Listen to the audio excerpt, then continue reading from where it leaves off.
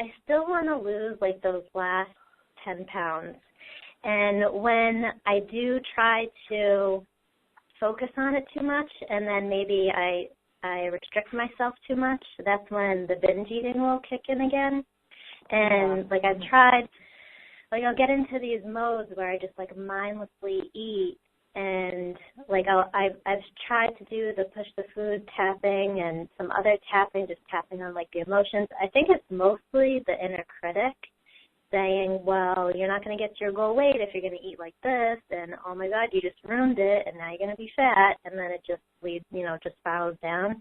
And I'll do tapping, and I'll be good for like 20 minutes or an hour after the tapping, but then it'll just like kick back in, and I'll start the mindless eating again. So I don't know if it's just like learning to deal with that inner critic and like letting all those negative thoughts go, or what's your recommendation on that? Negative thoughts always come from a negative experience. So it sounds strange, but when we go through a life where we have this backlog of negative experiences that happen, that's usually what will cause our inner critic. Once we make peace with a lot of things from our past, there isn't a whole lot of judgment that happens anymore.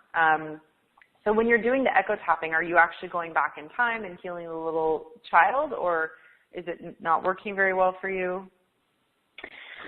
I've done it a few times, and I feel like I always go back to just like the little girl, and she's just kind of playing and, just feeling kind of lonely, and I'll comfort her. There's nothing like too dramatic that like I can figure out where it's coming from exactly.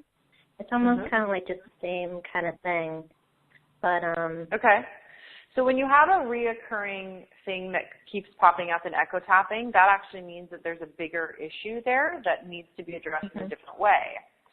You probably need to do like a tell the story technique on whatever the loneliness was that you grew up with as a child. Like, I don't know if maybe subconsciously you felt like it was your parents' fault, or you blamed someone, or whatever the story is about that. I would maybe have like 1 or 2 tapping sessions with one of your buddies from the program, and just see if you can just do some tapping around whatever that is, and then see if the next time you want to mindlessly eat, see if you do the push the food away, you'll probably come up with something different.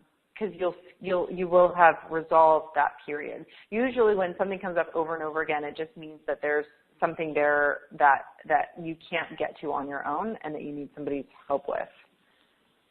As far as the inner critic goes, I would maybe voice the inner critic, do some things out loud, say whatever it is that she's saying out loud. And remember the inner critic technique that we did where you write down the positive, the exact opposite?